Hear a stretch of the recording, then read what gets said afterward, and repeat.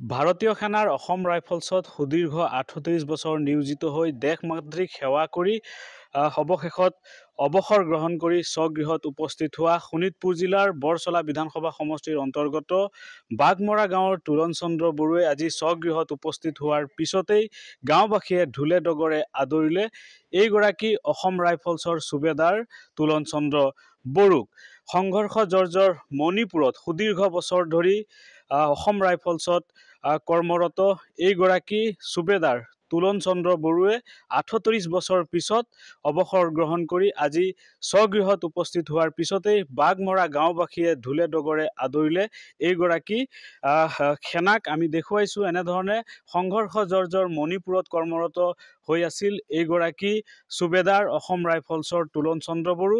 শোণিতপুৰ জিলাৰ বৰচলা বিধানসভা সমষ্টিৰ অন্তৰ্গত বাঘমৰা গাঁৱৰ নিবাসী তোলন চন্দ্ৰ বড়ো সুদীৰ্ঘ বছৰ অসম ৰাইফলছত নিয়োজিত হৈ দেশমাতৃক সেৱা কৰি অৱশেষত অৱসৰ গ্ৰহণ কৰাৰ পিছতেই আজি নিজ গাঁৱত উপস্থিত হোৱাৰ পিছতেই এই গাঁওখনৰ গাঁওবাসীয়ে তেওঁক ঢোলে ডগৰে আদৰি আনিছে। মই কথা পাতিম তেওঁৰ সৈতে।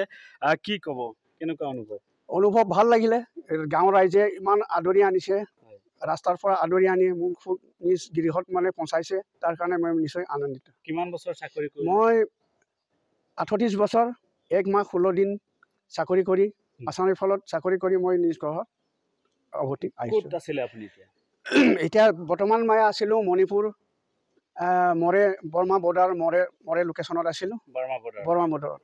কি ক'ব, মণিপুৰৰ পৰিস্থিতি এতিয়াও খাম কাটা নাই? মণিপুৰ এতিয়ালৈকে খাম কাটা নাই। এইটো এতিয়া বৰ্তমান প্ৰেজেণ্টলি মানে ৰাষ্ট্ৰপতি শাসন দিয়া হৈছে। লেকিন মাজে মাজে এনেকুৱা হয়, এই জাতিৰ নিজৰ দুটা জাতিৰ মাজতে মানে য'ত তাৰমানে নিজৰ নিজৰ ভিতৰতে মানে কাজিয়া লাগিয়ে থাকে। কিমান বছৰ মণিপুৰত আছিলে আপুনি? মণিপুৰত 28 বছৰ আছোঁ মই মণিপুৰতে 28 বছৰ আছোঁ। কেনেকুৱা অভিজ্ঞতা মণিপুৰৰ? মণিপুৰৰ অভিজ্ঞতা এনেকুৱা হয়, মানে তাত সংঘৰ্ষ হ'ব লাগে। NACN IMO আছে, KNA আছে, দুটা পাৰ্টিৰ মাজতে, আৰু বহুত KLA আছে, PLA আছে, তাৰ মাজত বহুত সংঘৰ্ষ হয়। কিন্তু তাৰ মাজতে কাম কৰিবলগীয়া হয়। ৩৮ বছৰ দেশমাতৃক সেৱা কৰি আজি গাঁৱত উপস্থিত হ'ল। হয়। কেনেকুৱা অনুভৱ?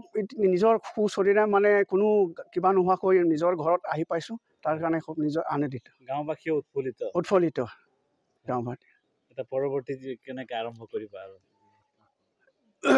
চাওঁ এতিয়া আনেৱালা দিনত কি হয়, আহি থকা দিনত নিজৰ মই তেখেতৰ সহধৰ্মিনী আছে। বাইদেউ কি ক'ব? ভাল লাগিছে। ভাল লাগিছে। মণিপুৰত আছিলে, মণিপুৰৰ পৰিস্থিতি খুব বেয়া হ'ল।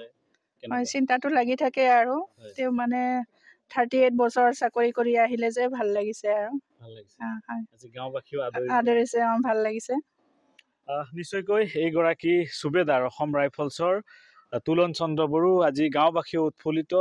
সংঘৰ্ষ জৰ্জৰ মণিপুৰত কৰ্মৰত হৈ আছিল 28 বছৰ ধৰি, আৰু মণিপুৰতেই তেখেত অৱসৰ গ্ৰহণ কৰি আজি স্বগৃহত উপস্থিত হৈছে। মই কথা পাতিম, গাঁওখনৰ জ্যেষ্ঠ ব্যক্তিসকল আছে। কি ক'ব, কেনেকুৱা অনুভৱ আজি? অনুভৱটো খুবেই আনন্দদায়ক, আৰু আপোনালোকে আহিলে চেনেলে ভাল লাগিছে। আপোনালোকক ধন্যবাদ জ্ঞাপন কৰিছোঁ। আৰু লগতে মোৰ ভাইয়ে হয়, এই মোৰ বৰদেউতাৰ ল'ৰা। গতিকে 38 বছৰ চাকৰি কৰি যে আহিল, যে মুঠতে 60 বছৰ হৈছে তেওঁ। 60 বছৰ চাকৰি কৰি আহি এই গাঁওখনত স্বগৃহত উপস্থিত হৈছে, তাৰ কাৰণে আমি খুব আনন্দিত আৰু ভাল লাগিছে। হয়, মই আৰু এগৰাকী ব্যক্তি আছে, অৱসৰপ্ৰাপ্ত শিক্ষক। কি ক'ব? নমস্কাৰ, আপোনালোক প্ৰথমে ধন্যবাদ জ্ঞাপন কৰিছোঁ। ঘটনা হ'ল যে কি, আমি এইকাৰণে বিশেষকৈ আমি এই পৰম্পৰাটো ৰাখিব বিচাৰিছোঁ। সুদীৰ্ঘ 38 বছৰ, আৰু লগতে মানুহজনৰ বয়সো 60 বছৰ। ডিফেন্স এৰিয়াত 60 বছৰ কৰ্মৰত হোৱা অৱস্থাত সুস্থ শৰীৰে আজি স্বগৃহলৈ আহিছে গাঁৱৰবাসীয়ে, সেইকাৰণে বহুত উৎফুল্লিত। আৰু আটাইতকৈ ডাঙৰ কথা হৈছে কি, যিটো